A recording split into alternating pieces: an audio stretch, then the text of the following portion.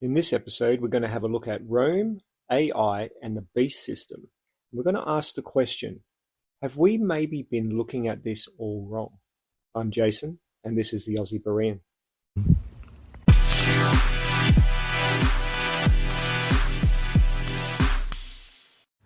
Hi everyone, and welcome to the next episode of the Aussie Berean. So recently I was doing a Bible college lesson, and I came across something quite interesting. The lesson itself was about the Roman Empire in the 1st century AD and how very, very slowly after conquering nations and territories, they were able to implement their way of life, their rules and their law onto the known world and expand their empire. Basically, they Romanized the known world. Now, it painted a very vivid picture, although I'm sure it wasn't the intent of the lesson, of how the end times and the systems we're expecting to see come into fruition will likely take place very subtly and gradually, potentially going unnoticed. And then it got the cogs turning in this muscle that I call my brain. So much so that it's given me another way to look at what could potentially take place leading up to the end times. Now, as we know, the Bible has many different examples of events that seem to repeat, possibly in order to give readers of each generation a glimpse into times of troubles that they might experience in that generation. For instance, there are plenty of different examples and means of how persecution came to the churches that the epistles were written to, which include persecution from outside sources like Rome, Greece, and even the Judaizers.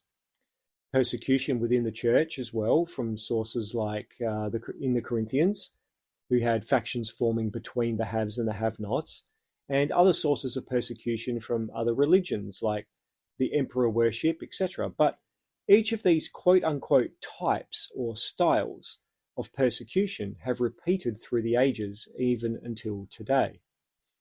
Things like the introduction of the evolution narrative in our time could be compared to the Greek philosophers and Gnostics, whose teachings challenged the church in their time, and those who got sucked into their teachings ridiculed, persuaded, and persecuted much of the church.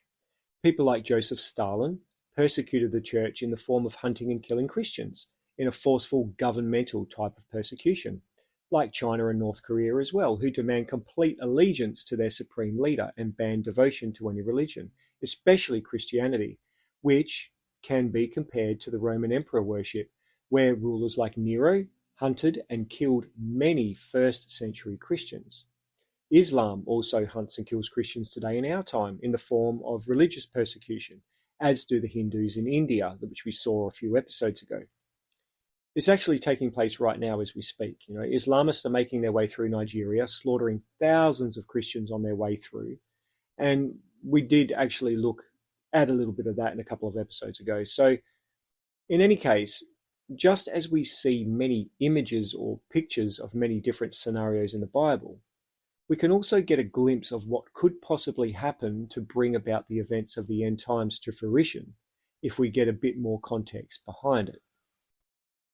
So if we start with how Rome gradually took over and caused everyone in its empire to be reliant or dependent on them before commencing the heavy persecution and demanding worship of its emperors, we can see how our vision or expectations might be a little bit off base for how we expect to see the end times play out. And we need to be aware that there actually was a time where the Roman Caesars did not demand to be worshipped as gods. Now, Rome initially gave each territory that it conquered a chance to bow the knee and pledge allegiance to Caesar. And those areas and territories who didn't were conquered and had Roman governors put in place to keep them in check. Anyone who survived the initial conquest wound up becoming a part of Rome, with the men of fighting age being absorbed into the Roman military under Roman generals and commanders, and they became known as legions. But what Rome also did was allow the people in those territories they conquered to keep worshipping their own gods and keep their own cultures and traditions, so long as it did not interfere with or rise up against Roman culture and their religious pantheon. Rome then added infrastructure to each of these cities with aqueducts for fresh water and a plumbing system to remove wastewater out of the city, as well as theatres and entertainment and security. Now, prior to the plumbing system, You would have to physically remove your own waste, most likely daily, and walk it out of the city to a designated area. So the implementation of this plumbing system made this process easier, cleaner, and faster. The cities quickly advanced, and people generally lived quite happily under Roman rule. Sometimes there were uprisings that were quickly dealt with through the Roman soldiers stationed in those cities, and their punishments were so severe that it was enough of a deterrent for many people and people groups who may have wanted to rise against them. Now, the universal language was Greek, but it was a specific type of Greek known as Koine Greek or Common Greek, as the known world was previously conquered by Greece under Alexander the Great. And so Rome continued with this language to enable easy communication throughout the empire. The New Testament was actually written in this language, for those who don't know, to ensure that even the simplest person was able to read it and understand it. There was also citizenships given to anyone who was not ethnically Roman, if they had enough money to pay for it, of course, but this citizenship was considered lower than someone who was actually born Roman. Much the same as citizenship works in many of our countries today. You can apply for citizenship and be considered a citizen of that country or be naturalized, but if you were to kill a person who was born in that country, you could have your citizenship removed and be deported. So this wasn't like a permanent status, and it was lower than a freeborn Roman. Paul actually talks about how he was born a Roman citizen in Acts 22, verse 25 to 28, to a captain who had purchased his own citizenship. And as they bound him with thongs, Paul said to the centurion that stood by, "Is it lawful for you to scourge a man that is Roman and uncondemned?" When the centurion heard that, he went and told the chief captain, saying, "Take heed what you do, for this man is a Roman." Then the chief captain came and said to him, "Tell me, are you a Roman?" And he said, "Yes." And the chief captain answered, "With a great sum I obtained this freedom." And Paul said, "But I was freeborn." Now, people who purchased a citizenship could become captains and commanders if they were deemed loyal enough, as we saw there in that passage, but generally a freeborn Roman had more rights than someone who purchased their citizenship. Now, eventually, as time progressed and the empire grew, Rome built roads to and from these cities to enable a faster journey between them, and even opened up the possibility of trade, not just between Rome and the territories, but between the territories themselves. For instance, the only way to get dye to make purple clothing was only available in areas like Tyre around the Mediterranean Sea from a specific type of predatory sea snail. Until the roads were built, getting this dye was only possible via ship, which could take quite some time to get from its origin to its destination around the empire. But other trades like spices and linen, parchment, and things like that were also made easily accessible to anyone throughout the empire if you had the money to pay for it. Now, Roman currency then became the standard form of currency to which every other currency was compared with, much the same as the US dollar being the standard today. So in the beginning of the empire, you had a common language and a form of communication. You had a common currency, which was growing stronger with every day, entertainment, infrastructure, and trade routes, as well as a strong protection from the enemies of the empire, with the Roman military growing stronger with each conquest. Aqueducts and plumbing meant you no longer had to spend time moving your waste out of the city, nor walking miles to collect fresh water from a well, or collecting it from the rain and treating it yourself.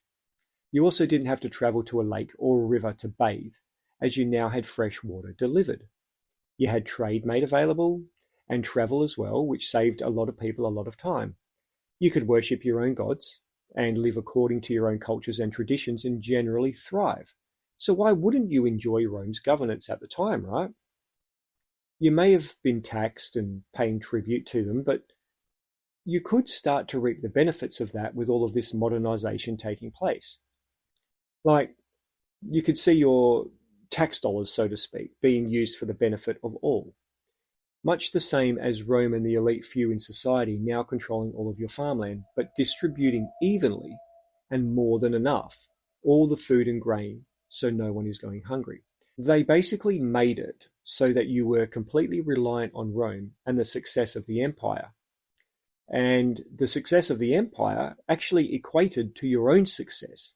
So you had a vested interest in ensuring that you kept compliant. and it was in fact desirable to do so. Now imagine being someone in a small city or town, not yet in the empire, hoping that Rome doesn't sweep in and wipe you out. You're going about your daily duties, collecting fresh water from the well that your town dug, walking miles to remove your waste to the outskirts, and then travel to bathe in the nearest body of water. You send off a few traders to go to faraway cities to collect resources like wheat and barley and salt and spices so that you could distribute and prepare food for the next couple of months for your own town. And you put your own hands to work to build tools, to build weapons, to make clothing and armor, or even raise livestock and grow farms. And your day's time is spent doing all these things. Then comes Rome to your city with a massive army, and you resist for a while, but you lose a lot of your soldiers and you're overrun. And now your military and men of fighting age are soldiers in the Roman army. Rome then builds you freshwater aqueducts, a sewerage system, and brings metals and food and spices and linen for trade. You have a bit of free time now because you aren't traveling to collect water. You're not removing waste. You don't have to travel to bathe, and you don't have to travel to trade. So Rome places an amphitheatre and some schools and maybe some gyms in your city to entertain you in the time you now have available. You're also not forced to worship Rome's pantheon of gods nor adopt their traditions, but you get to keep your own temples and your own culture. So it's like your way of life doesn't really change, but you get all these added benefits for your comfort, which makes your life easier and gives you more time for rest and relaxation. You have more downtime and less working time, so why wouldn't you welcome it? And many cities did. But gradually over time, the Roman Caesars changed into emperors, and as Rome believed their Caesars and emperors were quote-unquote sons of the gods, and even gods themselves, they started to deify themselves and demand worship. And it only takes one arrogant and self-deluded ruler who calls himself a god to start off that tradition and keep it going. Now, Caesar Augustus, also known as Octavian, which is linked in the show notes, was the first of the Roman rulers to call himself a god. Now, an excerpt from the website I linked says this: aside from their many gods, Romans were deeply superstitious, so when Augustus was handed a huge piece of luck, he took full advantage of it. Early in his reign, Halley's Comet passed over Rome. Augustus claimed it was the spirit of Julius Caesar entering heaven. If Caesar was a god then, as his heir, Augustus, the son of a god, and he made sure that everybody knew it. Now regarded as part god, Augustus encouraged stories of his frugal habits. He let people know that he lived in a modest house, slept on a low bed, and when he wasn't fasting, ate only very plain food like coarse bread and cheese. In a letter, he boasted to his stepson Tiberius of how he had not eaten all day. Now he ruled from 27 BC to 14 AD and was the ruler who started the imperial system. He was the first emperor, and when he died, he was deified. Tiberius then reigned until 37 AD, and whilst at the start of his reign he was very cool-minded, wise and calculated, by the end of his reign he also became a tyrant. He actually implemented a law that allowed any citizen to act as a prosecutor in legal proceedings, as there were no official prosecutors at the time, and if they were successful in their prosecution, would receive a sum of money for their winnings. Now this led to a lot of false claims against citizens, in which many of them led to convicting innocent people. Now here's an excerpt from the Britannica article that I've linked on Tiberius. Because there were no paid prosecutors, any citizen could act as a volunteer prosecutor, and if the person he accused was convicted, he could collect a share of the confiscated property. These volunteers, called delatores, made a profitable career of seeking out or inventing crime. Many of the prosecutions were based on rumor or falsified evidence, and there were few Romans who were so honored or powerful that they did not need to fear the attack of the delatores on any suspicion or none at all. Towards the end of his reign, he tortured and killed many people in the most cruel ways. Even Sejanus, his co-counsel, was tortured and killed, as well as the majority of his potential successors, leaving only his grandson Gaius, also known as Caligula, and his 3 sisters alive. Tiberius fell into a coma at the end of his life, covered in sores, oozing smelly pus, and miraculously woke up out of it, only to be smothered with blankets by his Praetorian commander Macro. His grandson Caligula became the next emperor for 4 years until 41 AD. Now, history is extremely harsh against Caligula, that it's hard to extract the full truth, according to the Caligula article that I've linked. Caligula got severely ill 7 months after he rose to power, and once he recovered, he re-implemented a treason law that was previously abolished. Using this law, he had the Praetorian Guard Macro convicted and killed, even though his actions actually ensured Caligula's rise to power. He also made claims of divinity, and is rumoured to have considered bringing about brother-sister marriages like the Ptolemies in Egypt. I say rumoured to, as it's not verifiable, but it's constantly repeated as factual in history. Kind of like the claim that he made his horse the consul, which has also been proven to be wrong. After overspending the riches Rome gained through Tiberius, he heavily extorted the prominent Roman citizens and confiscated their estates. Eventually, his claims of divinity grew stronger, and he ordered that a statue of himself be erected in the temple in Jerusalem, but was persuaded not to by the Samarian Herod Agrippa, the self-proclaimed king of the Jews. Not long after, and due to his unpredictable bouts of tyranny, he was assassinated along with his wife and his daughter. His uncle Claudius succeeded him and ruled until 54 AD. Now, Claudius was not a desirable candidate as emperor due to him having health issues, being unpleasing to the eye, having a clumsy manner, and having coarse taste.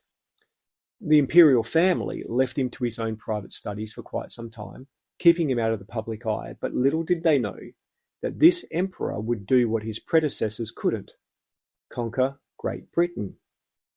He was fascinated with law and the judicial system, and he changed a few laws to appeal to his supporters.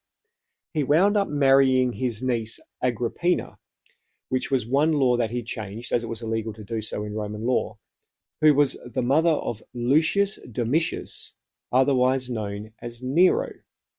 Agrippina's lust for power forced Claudius to adopt her son, which disadvantaged his own son Britannicus, and she eventually poisoned Claudius in 54 AD, allowing Nero to rise to power. Now, Nero was a nasty piece of work, as history remembers. He was accused of being responsible for the Great Fire that burned in Rome for 6 days. After he revealed his plans to the public to rebuild with an almighty palace, much of the population speculated that he started the fires himself to make way for that construction. He then blamed it on the Christians, who were a small group but hated for their beliefs, and caused one of the greatest persecutions Christianity ever faced to date. The term Roman candles is attributed to him, as he would cover Christians in tar, chain them up, and light them on fire to provide light for his evening parties. An excerpt from one article says this: "After the flames died down, Nero apparently tried to cast blame on the Christians, at the time a fairly small sect. Nero fastened the guilt and inflicted the most exquisite tortures on a class hated for their abominations, called Christians by the populace," wrote Tacitus, according to Mallitz. "Mockery of every sort was added to their deaths. Covered with the skins of beasts, they were torn by dogs and perished, or were nailed to crosses, or were doomed to the flames and burnt, to serve as nightly illumination when the daylight had expired." With it being Roman law that religious practices are to be public, Christians were meeting privately in homes. Christians began to be seen as suspicious and dangerous to Rome itself because they were meeting privately. They weren't being public. Adding also that the Roman emperors had started demanding worship, which Christianity does not allow. This was also seen as detrimental to Rome. Now, Nero also assassinated his mother Agrippina, his first wife, and stepsister Octavia, and his second wife, Poppaea, by kicking her in the stomach while she was pregnant with their child. Now, we did actually look at that a couple of episodes ago as well. He wound up raising taxes wherever he could and caused the mint to make the coins smaller, because making smaller coins means they use less metal and you can make more of them.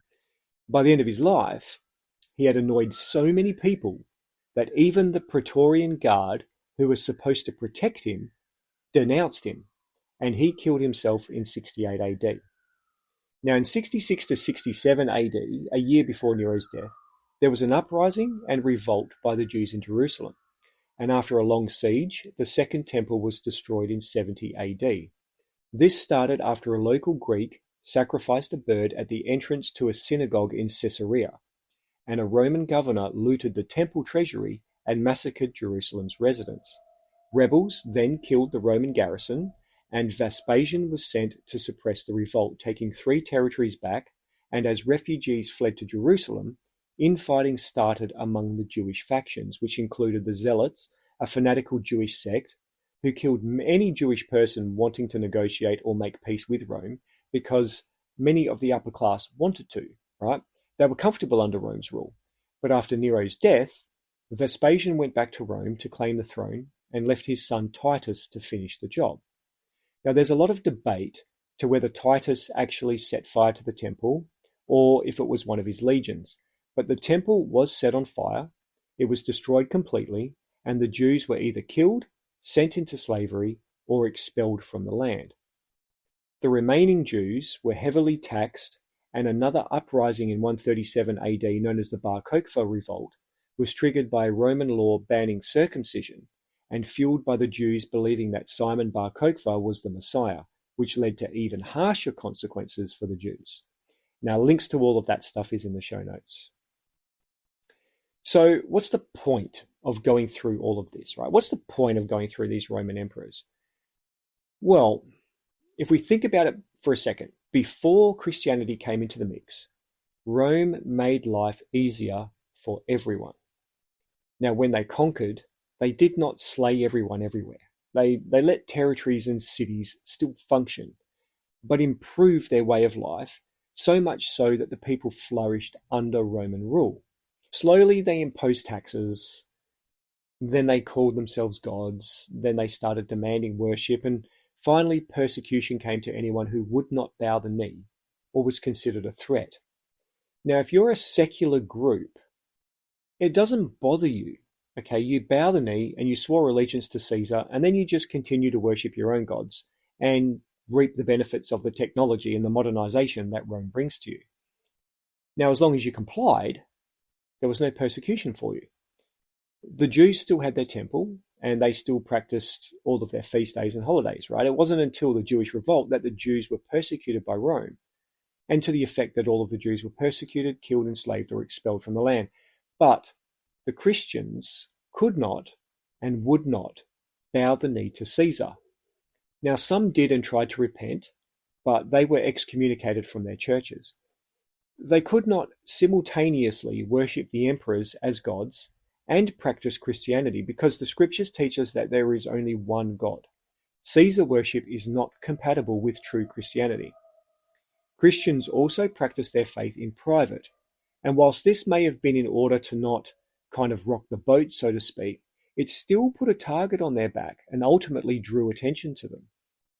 Now, Christianity has one God and one God only, and this was considered blasphemy to the regular Roman citizen, as well as a threat to the empire itself. So when Rome burned, the Christians who were already under suspicion from the majority of the public were made the scapegoat, and nobody really batted an eyelid.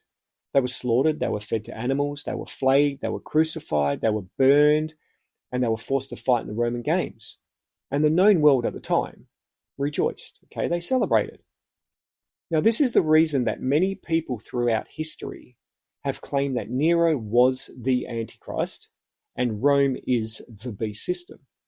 And while I would disagree on that as an ultimate fulfillment, there are undoubtedly some similarities in what the Bible describes will happen in the end times with what happened in first century Rome. There is no doubt that the Roman Empire and Nero are a type or shadow, if you will, of what we should expect to come. Now, if we think about how we live today, especially in the West, we are already heavily reliant on our governments, most of the time without even realizing it. And while there may be some protest here and there, many new laws or systems that are implemented are generally followed. We're being conditioned very slowly to become 100% reliant on a governmental system and the technologies that they bring, to the point that our next generations are unable to fend for themselves. And our governments themselves, they actually also answer to a higher council of leaders for trade, for conflict resolutions and policy implementations. Some countries are going against the grain and pushing back, but not enough of them are doing so. Now, if you think about it, this next generation are so reliant on technology that they can't even read an analog clock to tell the time or work out how to find north by the position of the sun. Yet, they can work out how to program a smart TV, a smartwatch, a computer, or a phone with the greatest of ease. But we'll have a look at some of that later, if we get time. Now, most Western countries were originally founded by either Roman or British conquests and settlements, who as soon as they conquered, incorporated the indigenous groups of those lands, including them into their empire. With the medieval period in mind, they did the same thing as the Romans. Okay, they conquered the lands and the people, they brought infrastructure, they brought law and their own technologies, whether it be weaponry, transport, farming, or whatever, and they claimed the land for the kingdom. They then sold portions of land to anyone who would afford it, and then they taxed them. They built roads to travel further and set up establishments further abroad to bring resources to and fro, and they took control of the distribution. They provided education, entertainment, agriculture, sport, among many things, and the cycle starts to repeat. The kingdom controls more and more through controlling the food, the water, and trading.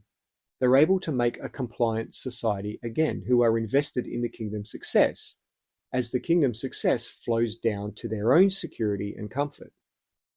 They expand and build further and further, and before long it's evident that the kingdom has the final say on everything you do, under the guise and reasoning that it's for your benefit and for your best interests, and you comply because you're well fed, you're well entertained, and you're safe in doing so. But then the taxes aren't enough, because now you're having children and the population is growing, and suddenly the food supply is being depleted, so they raise the taxes, and anyone who can't pay has their property seized.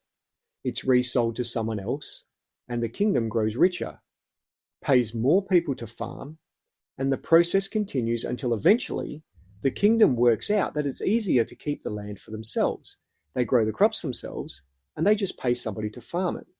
And they make more money raising the prices of food because, hey, the kingdom did the work providing it. And then as we move more closely to history, you have the introduction of fertilizer, okay, which means that you can keep growing all year, every year, without giving the land time to rest. Now, as a side note, if you don't understand agriculture, I know a wheat farmer who still uses the old formula of farming. So he will do 3 years of raising wheat and then 1 year of lupins, and then he leaves the soil for a year to rest. So the reason he does this is because the wheat depletes the nitrogen from the soil, which is essential for growing crops. The lupins returns nitrogen back into the soil via their root system, and the year of rest allows the nitrogen to disperse evenly so that it's ready for the next cycle. Now, in its year of rest, the stubble is left for the sheep or the cattle or goats or whatever it is that you're growing, which creates manure when they poop, which again adds more nutrients into the soil. Now, sure, he could use fertilizers and chemicals, but at the end of the day, it's actually an added cost for him, and it's an unnecessary one. And he has enough land divided up that at any one time, only a quarter of the land is resting. The other 75% is producing, and it rotates each season. So with the kingdom now controlling the farming and the prices of food, keeping in mind we're still thinking of the medieval period here, People then start their own little veggie gardens and they sell to each other on the side at a cheaper rate. But it's not enough for people to become self-sufficient or do for a living. The property sizes are smaller. The soil is not optimal because the kingdom and the elite class owns the really good farmland. And what you grow only really works as a top-up to what the government already provides to you or the kingdom. Now, most of the lower and middle class did this. Okay, it was more common to see a veggie patch in the backyard rather than grass in those times. But it's quite the opposite nowadays, isn't it? And this cycle continues for decades until one day the kingdom comes up with another idea. Let's control the sale of these trades and tax the people trying to make a buck on our watch. And then you have sales taxes. Then kingdoms start to fall and lands become independent and governments instead are set up, and then the same processes take place again. Only now it's on not such a large scale. Like it's not one country controlling many others. It's each country now running itself. So if you think like, America gains independence from Britain, so Britain doesn't control America, America runs itself. Australia eventually does the same thing, and the governments continue the same processes in these new lands. Now, as the centuries pass, science works out how to genetically modify food so that it grows without seeds. So you got seedless lemons, you got seedless oranges, watermelon, grapes. Those things are quite normal for us today.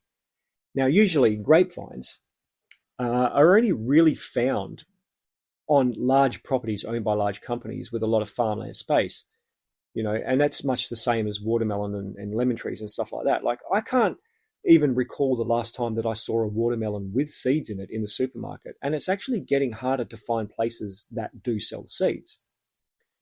And because the layman is no longer growing their own veggies and all of that sort of stuff, the next generation is not learning how to. So we're in turn setting up our kids to be completely dependent on a governmental system. Now, eventually, it will get to the point that we won't even be allowed to grow our own food. It'll become illegal. And the Bible warns us that we will not be able to buy or sell without the mark of the beast, which is a future governmental system. And if they keep controlling the food, the farmland, and the distribution, it's now a very plausible and very possible concept. Now, as a side note, do you remember when during COVID and stuff, Bill Gates went and purchased large amounts of farmland at stupidly high prices, and started pushing the idea for the world to start eating crickets and stuff like that? Things like this, what I'm saying here, is no longer conspiracy. It's no longer a fairy tale anymore, guys. Like it's very possible and very plausible. So now then you've got water. Okay, it's the same deal. Rome controlled the supply via the aqueducts, and it's just the same today.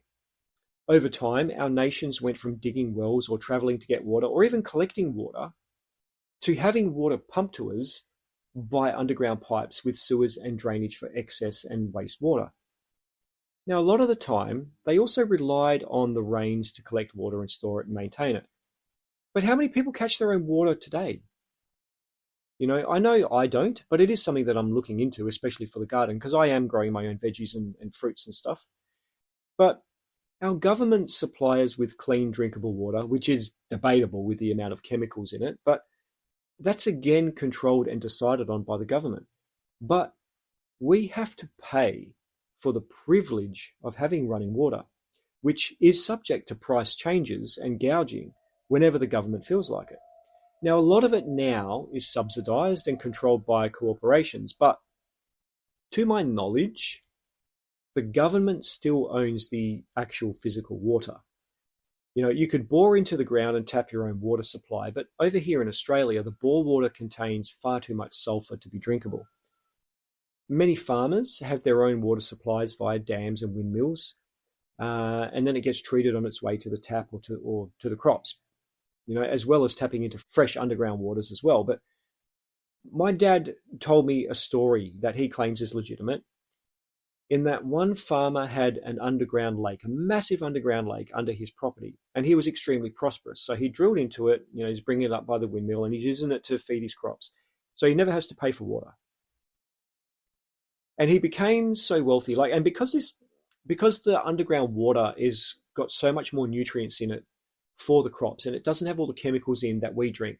Like, I don't know if you guys notice this, but if you are growing a veggie garden and you use water that comes out of the tap to feed your veggies, they don't grow anywhere near as quick as if you were catching rainwater and using the rainwater. And I think that's because of all the fluoride and all of that sort of stuff that is put into our drinkable water that kind of impedes the growth of the plants. But anyway, this farmer became so wealthy that he also got very arrogant and proud. Now, one season, a man approached him to buy a portion of his property for whatever reason, and the farmer, in his arrogance, declined. And he belittled the man because, he didn't really need the money or anything like that. So the following year and successive years, the same man kept coming back, and he was asking again. So the farmer, being as arrogant as he was, sold him a very small plot of his land on the outskirts of the property he owned for 3 times what it was worth. And it was in an area that was extremely rocky and not really desirable to farm or grow any crops. So the farmer thought he got a great deal. He didn't lose anything he needed. The land wasn't being farmed, and he got top dollar for it. But it actually turned out that the purchaser had done his research on the land, and it just so happened that that tiny portion of the property that he bought was over the top of the deepest section of that underground water supply. So he drilled straight down, and over the next few years, he drained that underground lake, and he sold the water off for multiple times what he paid for that little piece of land above it. And pretty soon, that arrogant and prosperous farmer wasn't so prosperous anymore, and he had to pay for the water that he needed to grow his crops, just like everyone else. Now, he did try to sue the man, but under the law, the man did no wrong. He drilled his own property legitimately, and by law, he owns whatever is directly underneath it. Now, whoever controls the supply of water and the food, as well as its transport, has complete control over the population and essentially forces reliance on them. Now, distribution and logistics may on the surface seem to be free for anyone to do themselves. However, the government still controls the roads. While companies send trucks filled with stock all over our countries, the government still decides if that truck is allowed to be on the road or not. You have to pay a registration on the truck as well. You've got to pay insurance, and that's just to be allowed on the road in the first place. Then you've got weigh stations set up that limit how much you can carry at any one time, which limits the amount of profit you can make, which means you need to do more trips to make more money. More trips means more fuel, which, you guessed it, the government taxes and raises the price of as well. You're also told how fast you can and cannot travel on those roads. So in order to supply a nation in demand, you either need to break those speed limits and pay the government hefty fines, or you travel for longer periods of time, losing sleep and trying to rush to make a living. Then you have vehicle inspections to make sure the vehicles are considered roadworthy, and before long, that carrot that should be 20 cents becomes $2 because of the cost involved getting it to you. And whilst you might think the truck drivers and the logistic companies are making a massive profit, you're forgetting that the government is taking a massive amount of that for doing absolutely nothing. Now, eventually, this will become too expensive for the regular majority, and the elite class will take over under governmental contracts. Now, you might think I'm being ridiculous or conspiratorial, but it's not such a far-fetched concept when you think about it. And that's just some of our necessities, right? We could go on for hours and hours and hours and hours, but these are just things that we used to fend for ourselves only a generation or two ago. Like people used to, if you wanted, say for instance, you wanted bananas, you wanted fresh bananas, and none of them would grow in the area you're in. Like over here in Perth, you would travel 6, 7, 8 hours to go and get bananas and bring them home. Like you would make it a trip with your family. We don't do that anymore, And this was only a generation or two ago, But another thing that I really want to touch on in this episode, I really want to get your minds ticking over about it, is our education systems. Okay, because the real problem for our next generation, not so much our generation, because we give a lot of pushback. We still remember how to use physical cash. We still remember how to tell the time on clocks and do mathematics in our head and all that sort of stuff, right? But for our next generation, the real problem is they're being steered away from independence and towards reliance on technology. Now, I'm going to play you a short clip that kind of captures that concept. You know what? School is great and it has prepared me for many things in life, and I'll give you an example. If I needed to get the angle of a triangle while having a mental breakdown doing taxes beside very needy tomato plants, I'm sorted. So we spend 13 years of our lives in school, and by the end of it, we don't know how to do basic things. We don't know how to do taxes. We don't know how to grow food, how to cook it properly, basic nutrition. We don't know how to purify water. We don't know how to build things. The list goes on. And the more I grow food and work with nature, the more I realise how much we were never taught. Sometimes I think that school prepared us to fit more into the system than to actually live independently, to be a good employee and a good consumer. Technology, which is supposed to be greatly assisting life and make time-consuming and difficult tasks quicker and easier, is actually impeding us as humans and rapidly forcing us into dependence on it. Now, most schools around here no longer use pen and paper. You know, a large amount of children after primary school are using laptops or iPads for their writing. So even the art of physical writing is becoming a dying art. And eventually they won't even know how to communicate without a computer. Technology is becoming a vice for our next generation, and it's scary. But let's take a look at the gradual progression that has taken. Now, does anyone remember or has anyone seen the movie called Hidden Figures? This is a movie set, it's a recent movie, but it's set in the 1960s.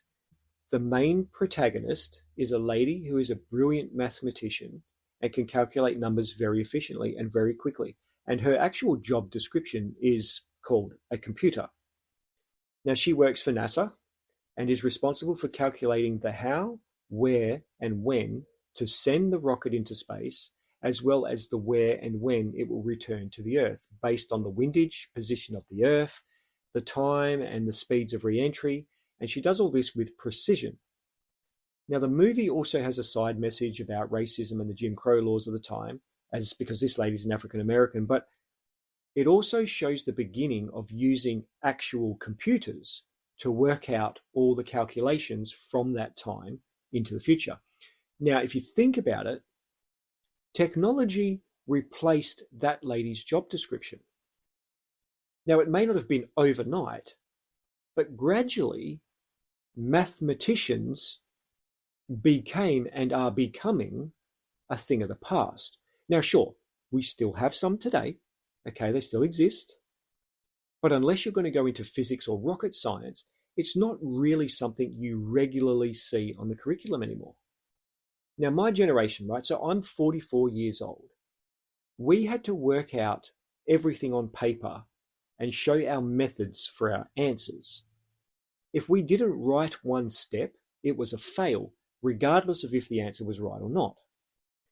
We had a calculator allowable to check our final answer, but the working out was worth 90% of the answer. Nowadays, every child has a calculator as part of their mandatory stationery for school, and they very rarely have to show the working out. They just need the answer. Not a lot of children are taught how to physically solve mathematical equations anymore. They simply punch in the numbers and the calculator does the work, especially when we get into triangles and cylinders with sine, cos, tan, and pi, perpendicular height, isosceles triangles, diameter and radius, all that sort of stuff. My generation would remember those names and those terms.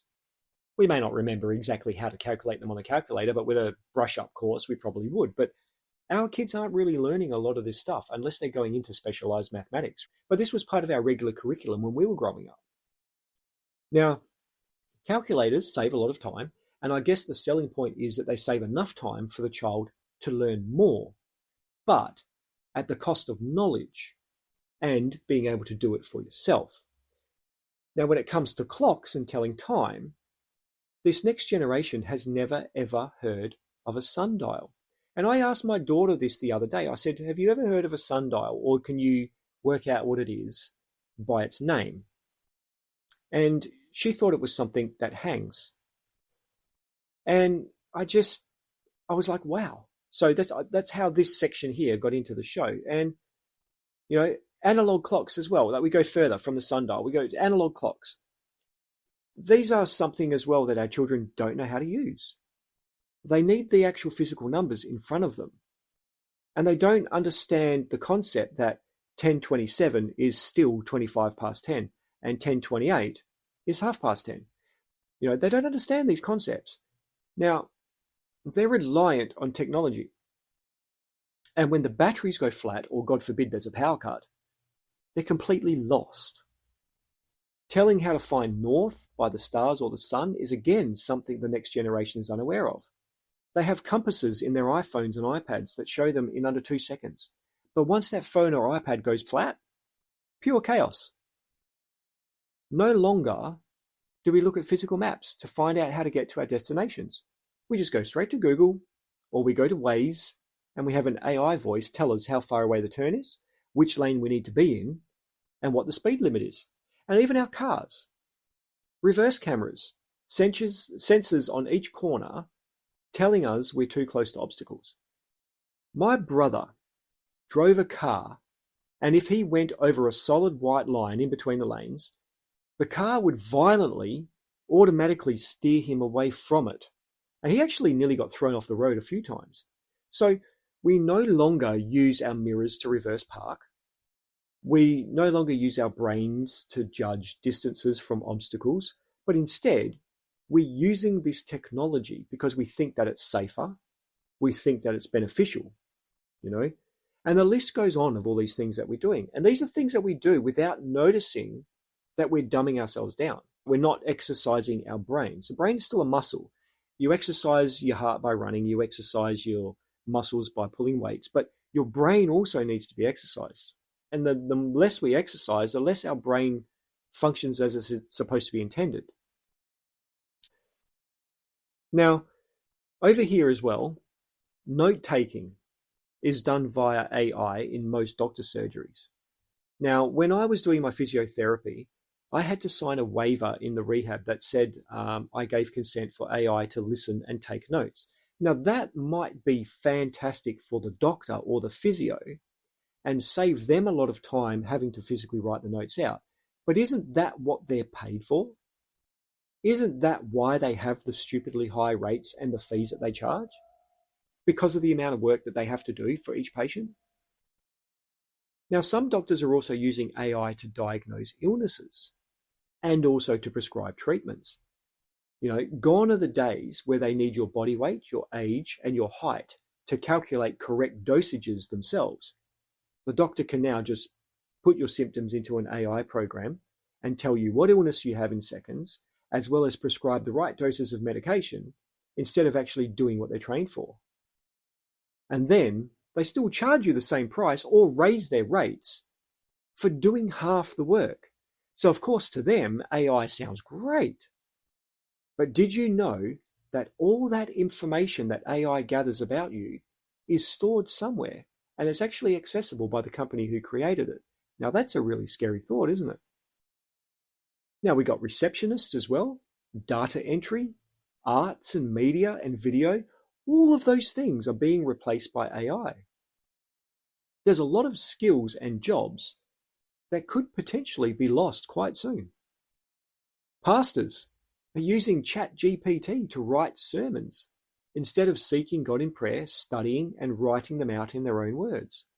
Now I could, if I wanted to, use AI to write out these episodes, but I refuse to use ChatGPT or anything like that because first of all, it's not my work, and secondly, it would be a disservice to you guys. Now there's movies in the mix at the moment that are using AI to replace actors who've died. Now what happened in the past when actors died is it paved the way for the next generation of actors to start rising up. But now that may not even be necessary. things that we have dubbed deep fakes. I'm pretty sure everyone knows what a deep fake is, right? Of our leaders making statements or conducting interviews or even declaring war when they actually didn't do it and it actually wasn't them, it was just completely AI. Those videos have confused so many people and fooled so many people. It's actually spouted a lot of arguments on social media that I've seen. And it's getting harder and harder to spot the fakes now, unless we're actually told which is which. AI makes what we see so realistic that it's nearly impossible to tell the difference anymore. Nations could potentially wage wars over this.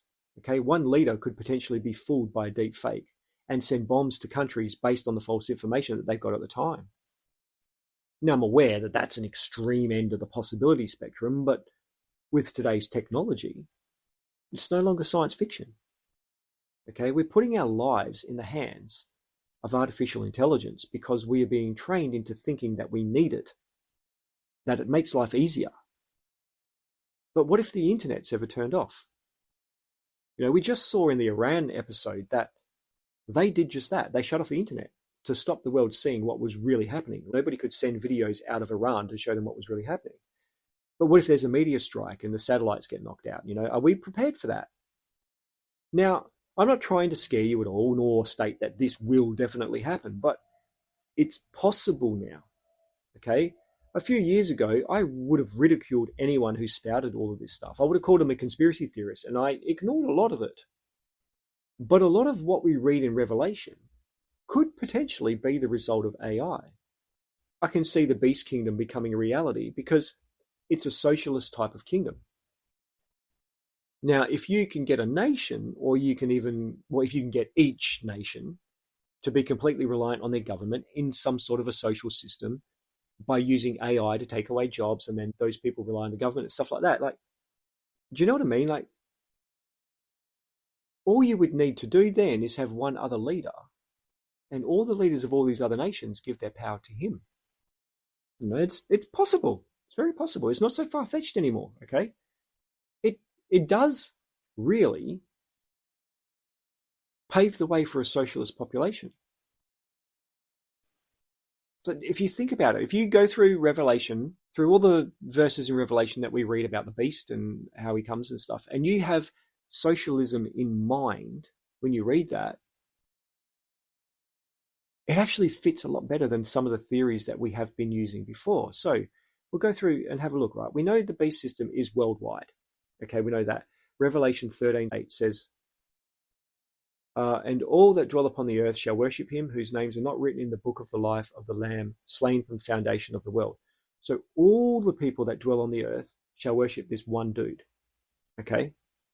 So we know that his system, the beast system, is worldwide. And we know that you will need a special mark to be able to buy, sell, trade in this system. So Revelation 13:16-17 says, he causes all, both small and great, rich and poor, free and bond, to receive a mark on their right hand or on their foreheads, that no man might buy or sell except he that has the mark, or the name of the beast, or the number of his name.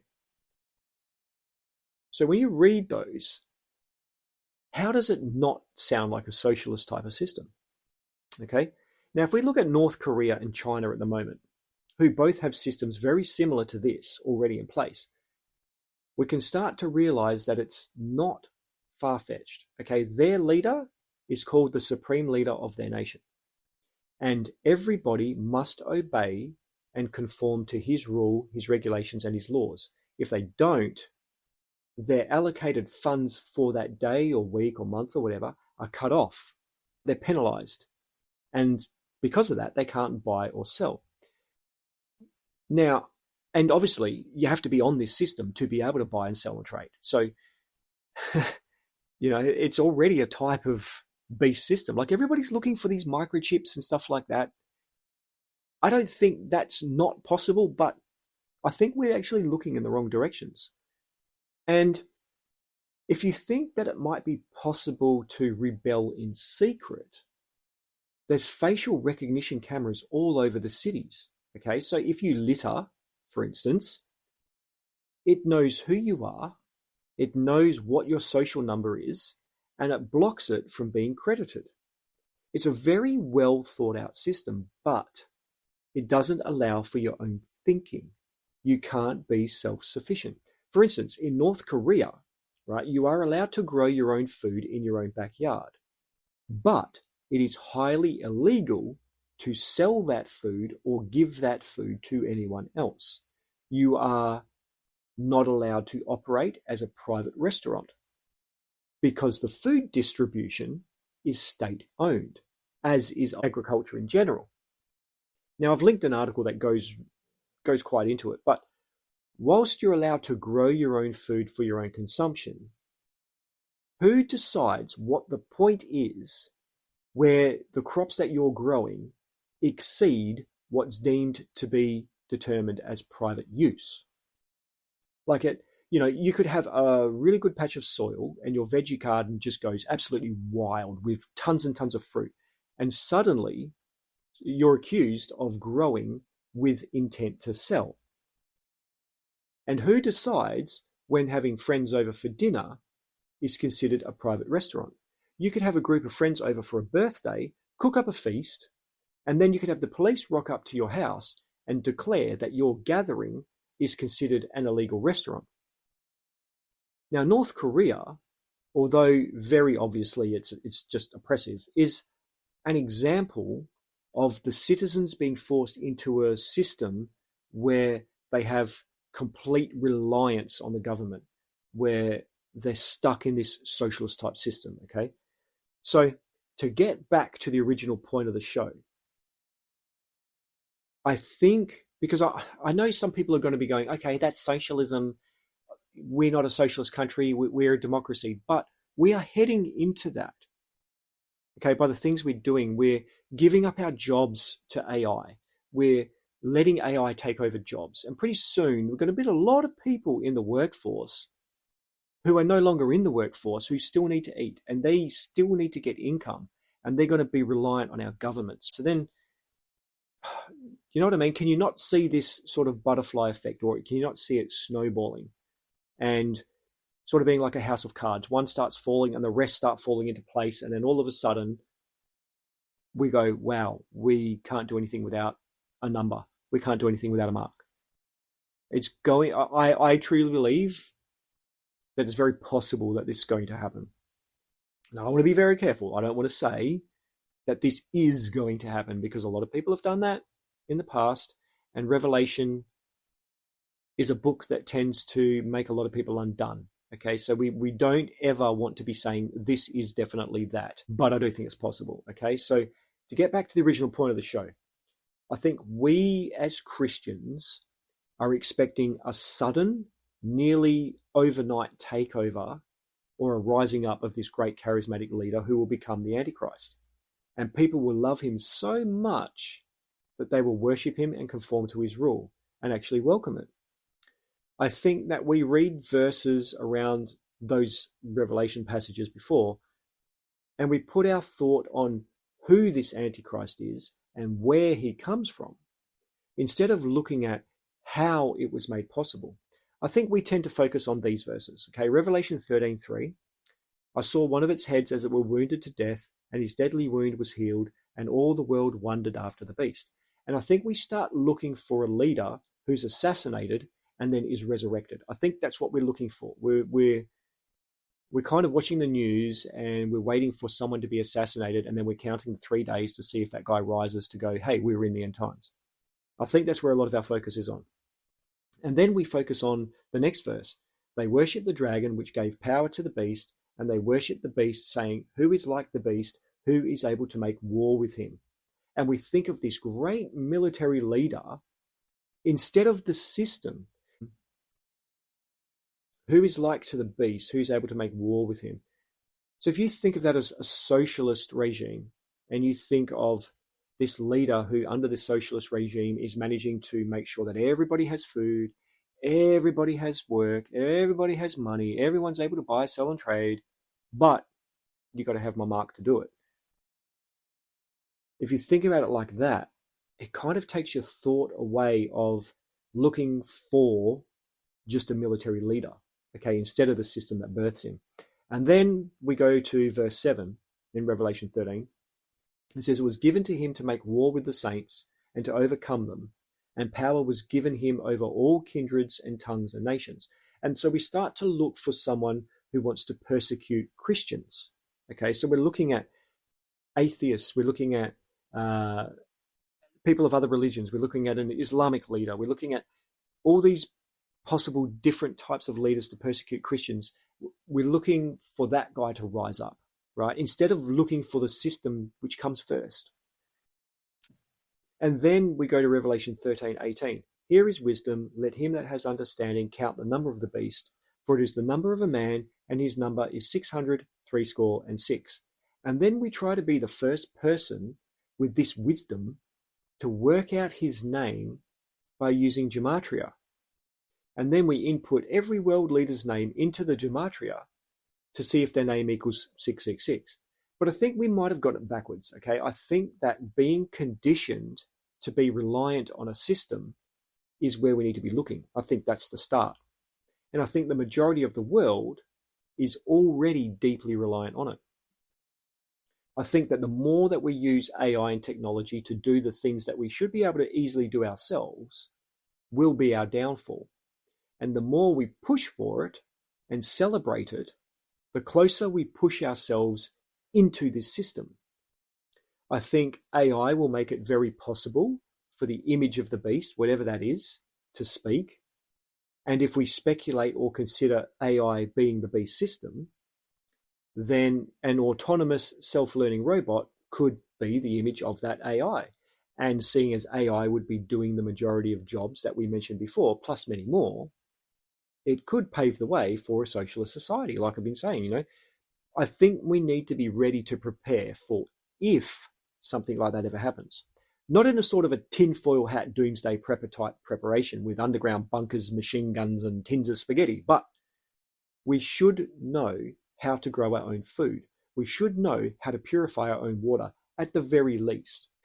Maybe even own and start reading and looking at an apothecary, which will tell you which plants grow where and how to use them, because God did say in Genesis 1:29, "Behold, I have given you every herb bearing seed, which is upon the face of all the earth, and every tree in which is the fruit of a tree yielding seed for you to use as food."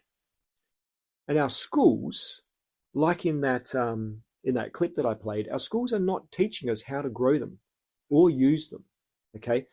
Nor is the knowledge made abundantly available anymore. Now, I have linked an apothecary ebook for anyone who's an Apple listener. Go through it and have a look. There's quite a few really cool remedies in there. But look, it's far too easy to rely on the government to provide us with water, gas, electricity, and food. And I think we're far too comfortable in the positions that we're in. I think this leader will come later, once the people are already too far invested into the system. Because if you think about it, it's a lot harder to get popularity and then implement your system gradually than it is for a system to be set up, get the world to be accustomed to the system, and then become the one who runs it, then rise up to become the one who runs it. I think it's a lot easier to do it that way. Now, I know this episode sounds extremely conspiratorial, and it sounds like I've gone in 1,000 different directions. But the whole takeaway that I wanted to give is to learn to be self-sufficient, trusting God for your needs, because that is a promise to us in Matthew. So Matthew chapter 6, verse 25 to 34, it is quite a long passage, but therefore I say to you, take no thought for your life, what you shall eat, what you shall drink, or what you shall cover your body with. Is not the life more than food, and the body more than covering? Behold, the fowls of the air, for they don't even sow, nor do they reap, nor do they gather into barns, yet your heavenly Father feeds them. Are you not better than them? Which of you, by taking thought, can add 1 cubit to his stature? And why do you take thought for what you're wearing? Consider the lilies of the field, how they grow. They don't toil, neither do they spin. And yet I say to you that even Solomon in all his glory was not arrayed like one of these. So then, if God does clothe the grass, of the field, which today is, and tomorrow is cast into the fire? Shall he not much more clothe you, O ye of little faith? Therefore take no thought, saying, What shall we eat, or what shall we drink, or what shall we be clothed with? For all these things do the Gentiles seek, for your heavenly Father knows that you have need of all these things. But seek you first the kingdom of God and his righteousness, and all these things shall be added to you. Take therefore no thought for tomorrow shall take thought for the things of itself. Today has enough trouble of its own. And I know that appealing to that passage might sound contradictory, and that I'm advising you to be prepared. And the passage finishes with telling us not to take any thought for tomorrow. But essentially, I'm asking you to consider preparing yourself to actually live that passage out. When the time comes, God can lead you to food and water sources. But if you don't know how to use it or purify it, it's not much good to you, is it?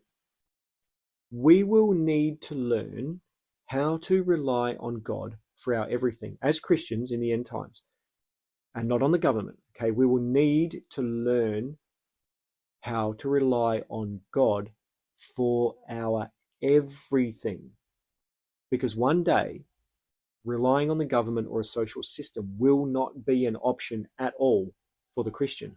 And I truly think that the systems we have maturing right now are designed to bottleneck us into thinking that we need them and condition us into desiring them.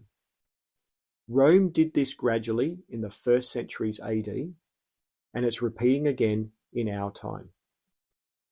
Now, I hope I haven't been too hard to follow, and it's not going to be easy to get out of our comfort zones, but I truly think it's something that we need to give considerable thought about. Learn how to grow your own food. Learn what sort of plants you can and can't eat. I'm going off notes now, but dandelions in our gardens, okay, they're actually one of the best plants, and we're told that they're a weed and we pull them out. They're actually really, really good for you. So have a look in dandelions, guys. Obviously, they're really easy to grow because they just grow wild everywhere, but they actually bring nutrients back up to the soil, and anything around it that grows is going to grow better because of the nutrients it brings up. Dandelions is something that are really beneficial for us. But learn how to catch rainwater. Learn how to purify it, how to use it.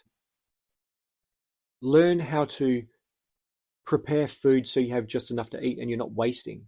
Because eventually, if the end times does happen in our time, we're going to need these skills if we're going to survive. Because it's very easy to just go, okay, yeah, God brought food to Elijah via ravens. He'll do the same for us. But you don't know how God's going to do that. God might send you to a place that's filled with things that you can eat, and you may not know that you can eat it. And you might starve, even though you've got all this food around you that you don't know that you can eat. He might send you to a brook that has fresh water, or even salty water, or even dirty water. Who knows? But unless you know how to purify it and get the bacteria and all that out of it, it can actually do you harm. So, I mean, I know God's not going to send you to places. I'm not saying that. I'm just, be prepared.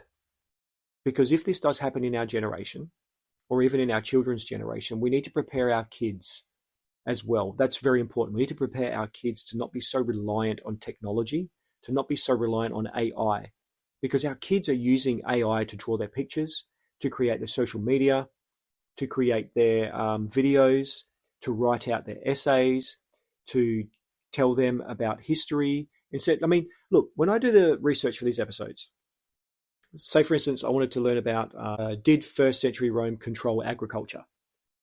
At the very top in Google, there's an AI overview, which looks at all the websites that have come up, and it gives me an overview. Now, I can choose to use that as my source.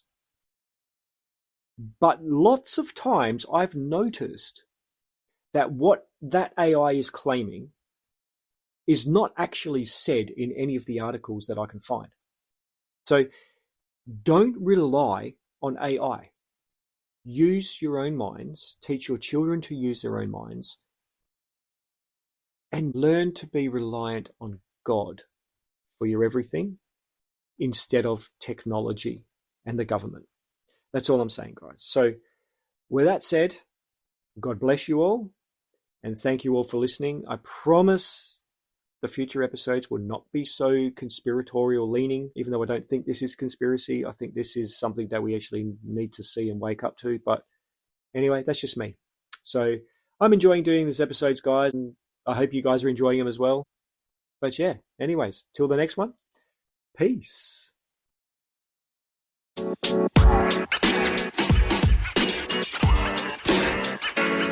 know, man.